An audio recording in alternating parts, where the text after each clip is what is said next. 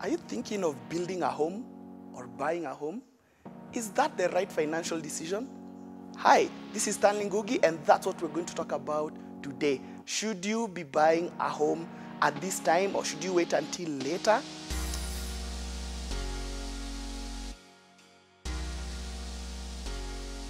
Now, the reason I want to talk about this is because home ownership is so embedded in our being as Kenyans, as humans.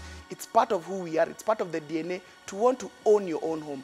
But financially speaking, is it the right thing to do? So I'm going to start with a story about two people who are thinking of owning a home and how they eventually got there.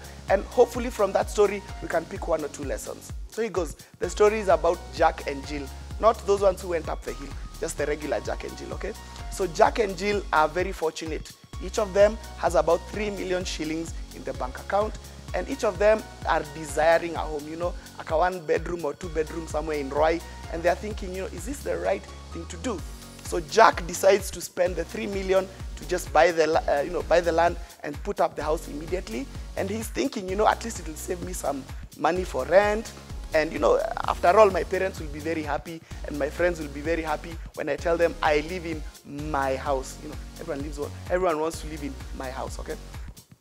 On the other hand, Jill decides, financially speaking, what if I invested the 3 million first, and then after a certain period of time, maybe 5 years, then I'll see where this investment goes, then I'll use that money to build my house. So what do you think happens at the end?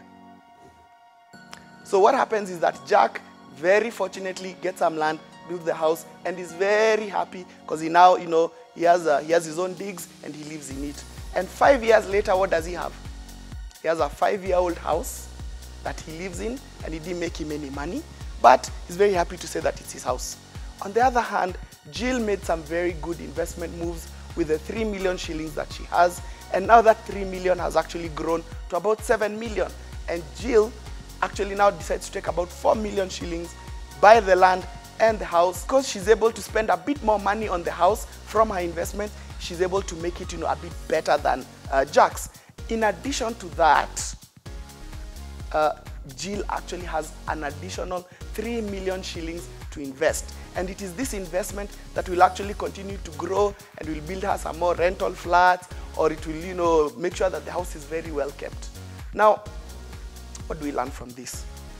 Number one, it's very important to take into consideration not just the social pressures or social expectations of owning a home. Why don't you try and balance it out with the financial aspect of it? Yes, all of us want to own a home, but I want to say this categorically, and I know some of you will throw stones at me. I don't care, it's your screen. I want you to think about, do I even need to buy a house? Is renting an option? Is it a good financial option? Think about it.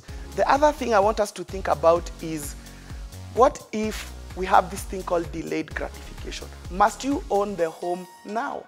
What if you took the money that you've already been saving up and invested it like Jill did, and then buy an even bigger and better house in a couple of years? That may be a better financial way to go, and it actually gives you a lot more financial leeway. The thing that you will have to contend with is, I'll give you a straight example from my own community. A man is not considered a man until they actually own a house. So, am I a man? I think so. Am I a renter? Yes. But from an investment perspective, that's continuing to grow, and so are my investments. Finally, the last thing I want to speak about is on the cultural importance. And I know we're talking about finance, but what does culture actually have to do with it? The thing is, home ownership comes from a very cultural perspective, but research has shown that most Kenyans who own land actually own from their ancestral, they own ancestral land, which means they're actually not spending money buying land to build on. So have that perspective in mind as well. This is a cultural or traditional thing that we are carrying over, but we are not taking into consideration the modern day perspective of investing that we need to do. So that's one thing I want you to think about when it comes to home ownership. Really balance it out with your finances, and more importantly, with your ability to invest. As always, if you like this video, click like, subscribe, share with your pals, and I'll see you next.